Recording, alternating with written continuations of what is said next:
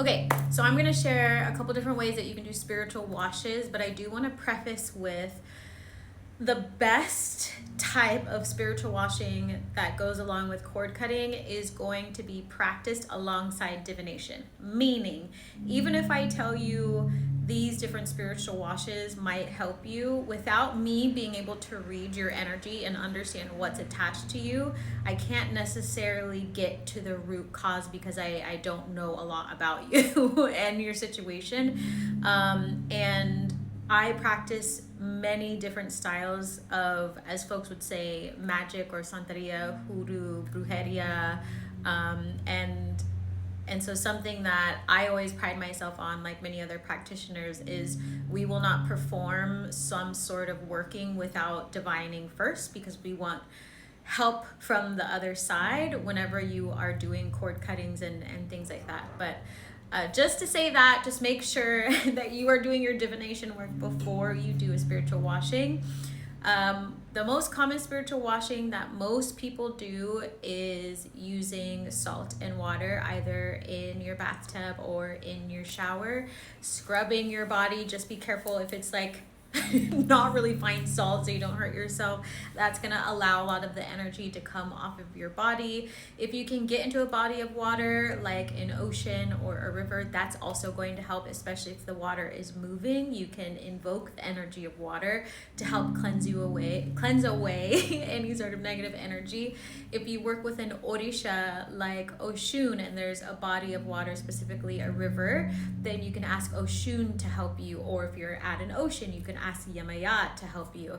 Another spiritual cleanse that someone actually taught me is using Morton salt and grape juice in your bathtub. You don't have to put a lot, and it kind of ends up looking like a deep red-ish kind of bloody color, and it's almost like a rebirth kind of bath. And I've used that in many situations where the attachments have been really strong to people in my life, and they've been soul contracts and stuff like that.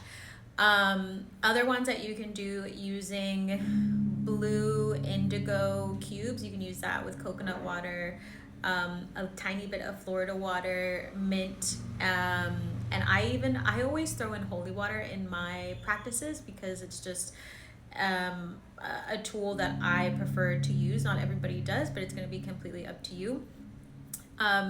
And then, mixing any sort of herbs into your bath is going to be great. Just make sure that they are not like toxic for you, and be mindful if you're going to be using essential oil. I don't recommend mixing oil and water and then getting in a hot bath.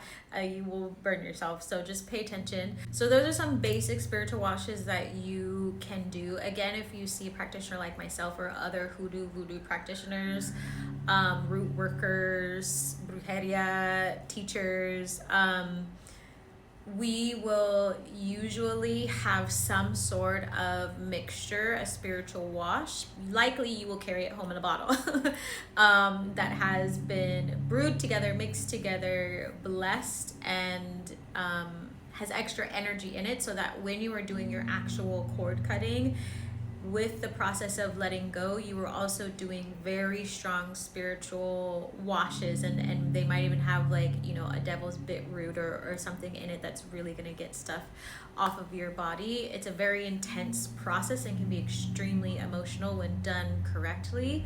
But those are some easy ways that you can begin your spiritual washes, remembering also that the better your spiritual hygiene is, the less you will have to do a lot of spiritual washes, because you won't have a lot of attachments to you. And also doing your generational healing work, staying in a meditative state, staying positive, being around people who are high frequency are also going to help. And you don't have to do as many spiritual washes as well. But if you're in the spiritual space, having a regular practice is always recommended, even if it's just salt, or if you use like a lavender soap, or a rose soap, or mix them all together, whatever it may be. But those are some practices. Let me know if this was helpful below in the comments. I'm going to be making more videos based on everybody's questions. So if there's something that you want to know, I'm happy to answer. My name is Z. I'm the Fairy Medicine Woman. I teach every week in Z School for the Gifted. And I also have a 6-month mentorship called More Than Worthy, where I can help you develop your gifts while also doing your generational healing and manifest the life that you are wanting. So I will talk to you later. Check out the link. It'll be on my page.